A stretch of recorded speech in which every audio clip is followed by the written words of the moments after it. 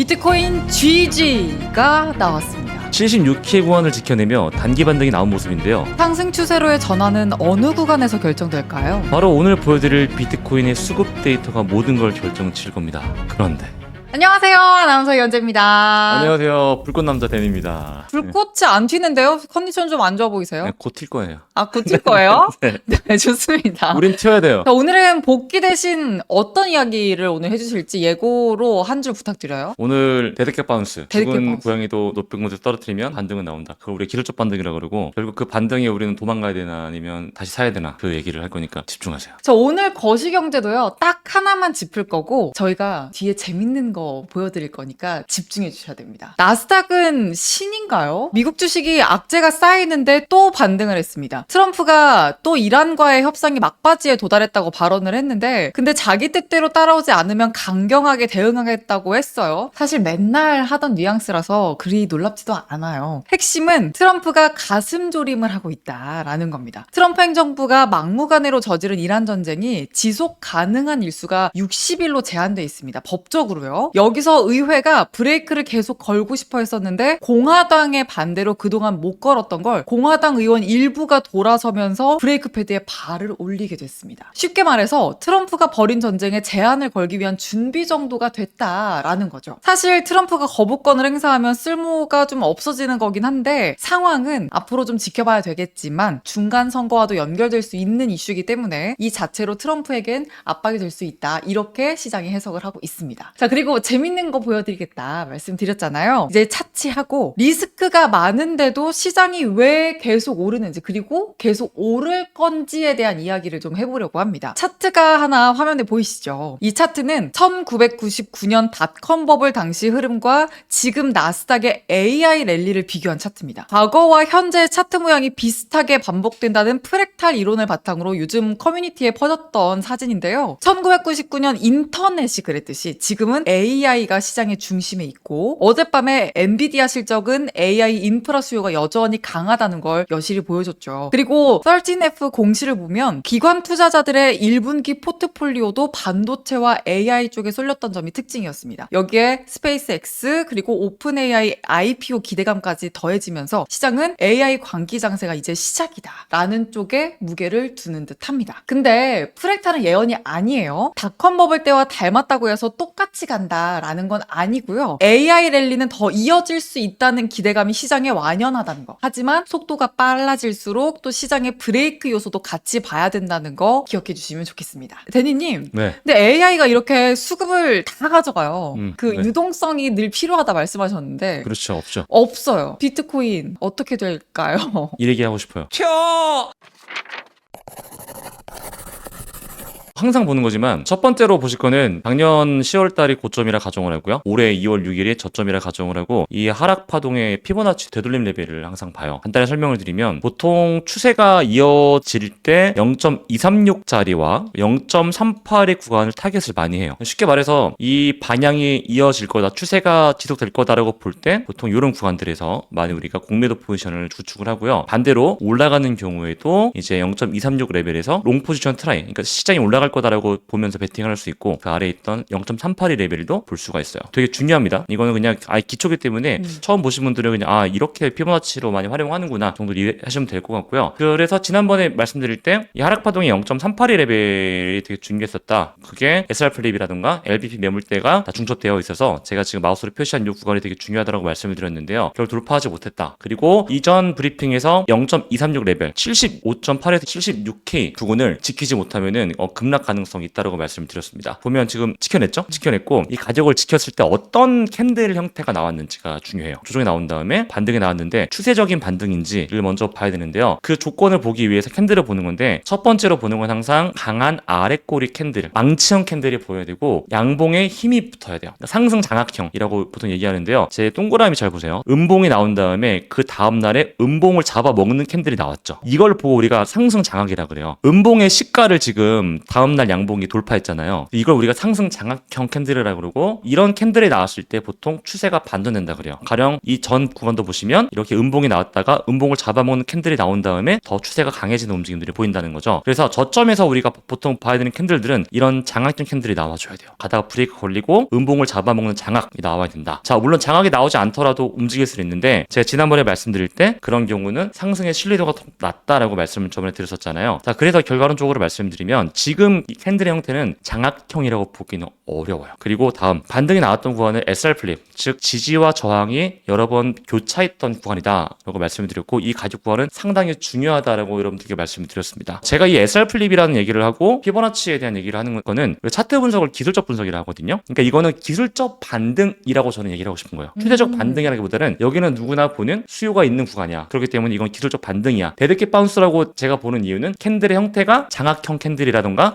우리가 저점에서 봤던 그런 브레이크가 빡 걸려서 추세가 바뀌어버리는 캔들의 형태 혹은 움직임이 나오지 않았다라고 저는 생각을 해요. 일단 기술적으로는 이렇게 말씀을 드릴 수가 있고, 그리고 지금 이 구간을 지켜내면서 다행히 이 상승 채널의 하단을 이탈하지는 않았어요. 자, 근데 이제 중요한 게, 저는 이게 데드캣 바운스라고 보는 입장에서 다시 한번 저점을 테스트를 하러 갈 거라고 저는 생각을 하거든요. 그때가 중요한 이유가 주황 색깔 상승 패러럴 채널의 이 구간, 그리고 이 전에 백아웃 이후에 다시 채널로 들어왔잖아요. 이 구간이 저점 이어서 나오는 구간이 중첩되는 자리가 이런 자리가 돼요. 만약에 전 저점을 이탈하러 가는 가격 구간은 이탈 가능성이 높다라고 저는 해석을 해요. 그럼 지금 이게 데드캣 바운스라고 어떻게 캔들만 보고 얘기할 수 있는지 궁금하시잖아요. 그래서 오늘은 온체인 데이터를 얘기하기 전에 좀 간단하게 좀 거시적인 얘기를 해볼게요. 오늘 새벽에 연준 의사록에서 금리 인상 논의도 있었다라고 얘기가 나왔었고, 최근에 CPI, PPI 높게 나왔죠. PPI 같은 경우는 예상치 0.4였는데 1.5였나요? 많이 올랐어요. 그리고 지금 유가도 전쟁 끝난다라고 얘기하고 있지만 여전히 배럴당 99불이란 말이죠. 유가가 한 달 넘게 배럴당 100불 가까이 올랐을 때는 이게 실물 경제에 반영이 될 때 3개월, 6개월 뒤에 좀 안 좋은 결과들을 많이 가져온다는 거죠. 그렇게 되면 우리가 팬데믹 때 봤던 미국 소비자들의 저축률도 봐야 되고 신용카드 연체율도 봐줘야 돼요. 그렇게 되면 조금 더 불확실성이 커지거든요. 자, 이 말은 즉슨 금리를 인하할 수 없다라고 시장은 보는 거고, 거기에 따라서 우리가 기대하고 있는 유동성이 들어올 수 있냐 없냐를 봤을 때는 저는 들어올 수는 있더라도 제한적이라고 보는 거죠. 근데 그 제한적인 수급이, 저는 코인을 하지만 왜 코인으로 와야지라는 생각을 해보는 거예요. 왜냐면 주식 시장이 조금 더 활발하고 조금 더 좋고 지금 모든 사람들이 다 그렇게 보고 있다는 거죠. 네. 근데 이제 지금 당장 우리가 이걸 따라 들어가는 것보다는 하방을 열어두고 매수해야 되는 근거를 찾아야 된다라고 말씀을 드렸잖아요. 그래서 저는 오늘 하방을 좀 열어둬야 될 근거들에 대해서 온체인 데이터 브리핑을 통해서 한번 여러분들께 설명을 드려보겠습니다. 지금 말씀드린 내용들은 사실 영상을 통해서도 볼 수가 있지만, 제가 이제 오늘부터는 텔레그램에 좀 집중해서 글을 좀 쓸 거예요. 리포트 형식으로 저의 생각, 제가 영상에서 이렇게 말씀드리고 있는 그 근거들도 여러분들께 좀 풀어드릴 거니까 영상 하단에 텔레그램 링크 있을 건데 그건 따로 돈 내거나 그런 거 절대 아닙니다. 네. 저희 공식 채널이니까 들어오셔가지고 제가 말씀드리고 있는 그 시장에 대한 전반적인 내용들 한번 같이 들어보시고, 그리고 댓글란에 건설적인 토론이 될 수 있을 만한 그런 주제들 있잖아요. 댓글 남겨주시면 답변 드리도록 하겠습니다. 좋습니다. 거시경제 관련해서도 너무나도 중요한 지금 시기이기 때문에 텔레그램 들어오셔서 또 계속해서 전략 나눠보시면 좋겠습니다.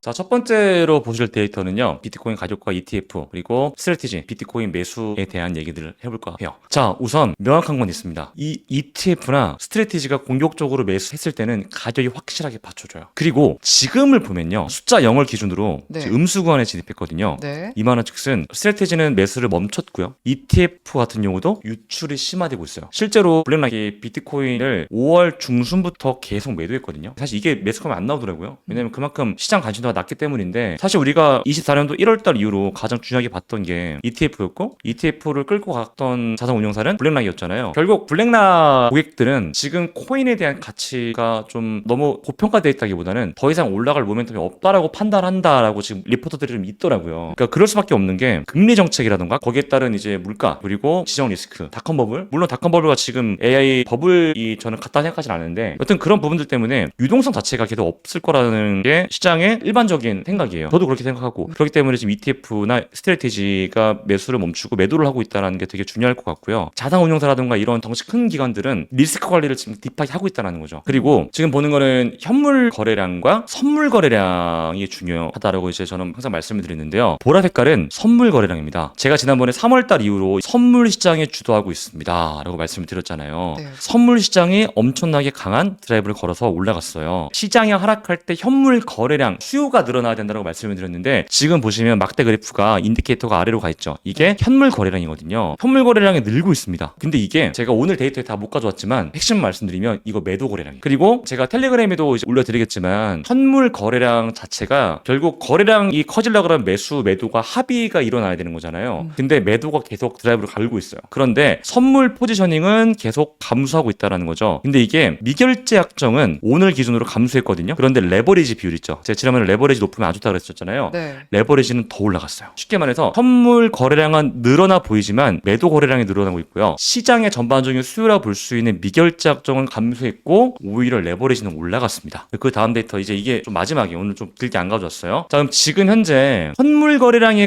감소하면서 선물 거래량이 주도하는 경우가 이거예요. 요 색깔. 네. 그럼 지금 보시면은 음수구간 진입했죠. 이 말은 즉슨 무슨 얘기냐면요. 수요 자체가 둔화됐다고 보는 거예요. 아까 제가 레버리지 높다 그랬잖아요. 지금 시장에는 사실 모멘텀 이런 거 필요 없어요. 수요만 있으면 돼. 매수 수요가 있고 이걸 탄탄하게 받쳐주면 되는데 지금 앞에서 얘기했던 것처럼 뭐 스트래티지 그리고 ETF 지금 보고 있는 이런 직관적인 데이터를 통해서 보더라도 지금 수요가 계속 둔화됐으면 둔화됐지 늘고 있다고 보기는 어렵다는 거죠. 전반적으로 정리해보면 아까 이제 말씀드렸던 비트코인 차트 날봉 차트만 보더라도 물론 오늘 마감까지 보긴 해야겠습니다만 추세적인 반등보다 데드캣 바운스의 무게를 둔다라고 말씀드린 이유가 지금 수급 자체가 수요가 더 없기 때문이라는 거고 그리고 거시적인 환경 또한 도와주지 않고 있다는 거죠. 물론 지금 시장이 반등하는 이유는 미국이 이란한테 너네 죽어 협박하니까 유가는 일시적으로 내려갔고 거기에 따라서 시장은 좀 움직였는데 저는 이게 그냥 단기적인 반등이라고 보는 거죠. 추세적으로 이어갈 수는 없다라는 생각을 해봅니다. 정리를 좀 해보면 일단 지금 나온 반등에 관해서는 단기적인 반등이라는 관점 주셨고 수요가 있어야 한다. 그래서 수요 확인을 계속 해보셔야 된다는 점 꼭 기억해 주시기 바랍니다. 오늘 촬영일이 목요일이고 네. 다음 주면 화요일까지 시간이 좀 있잖아요. 그렇죠. 네, 시장의 방향성을 음. 어떻게 보시는지 결정 맛대 맛 단맛 매운맛 매운맛. 매운맛이에요.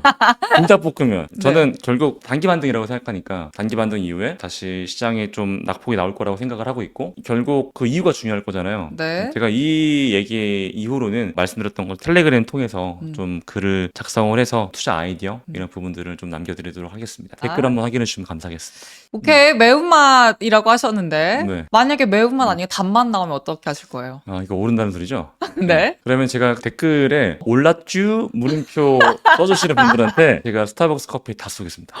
진짜? 네. 여러분 들으셨죠? 단맛이 나왔을 시에 그렇게 댓글 안에 남겨주시면 스타벅스 커피를 다 쏘신답니다. 이 시장을 어떻게 이끌어 갈지 또 텔레그램에서 계속해서 확인해 주시면 좋겠습니다. 저희 구독과 좋아요 꼭 눌러주시고 댓글란에 댓글도 많이 남겨주시면 또 우리 데니님께 그리고 저에게 힘이 많이 되니까 소통도 많이 부탁드립니다. 그럼 오늘은 여기서 마치겠습니다. 안녕. 감사합니다.